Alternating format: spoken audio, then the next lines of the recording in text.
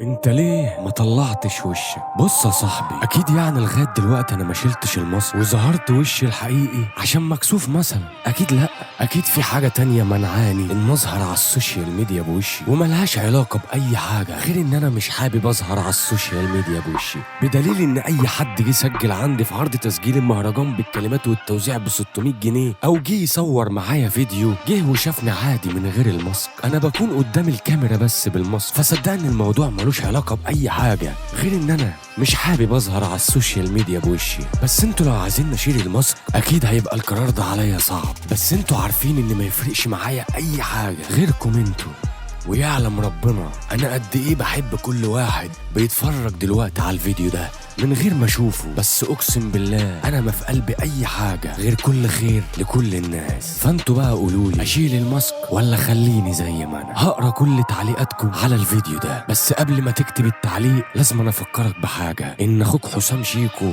لسه ثابت على مبدأه ما غيروش. فاي حد عنده موهبه حقيقيه وعايز يسجل، لسه عرض تسجيل المهرجان بالكلمات والتوزيع ب 600 جنيه لسه شغال. فلو حبيت تحجز وتسجل في العرض ابعت بس رساله هنا على الواتساب وحد من الاداره هيتواصل معاك. مستني كل اخواتي من اي حته في مصر، مكانكم مفتوح بيكم وليكم. اخوكم حسام شيكو.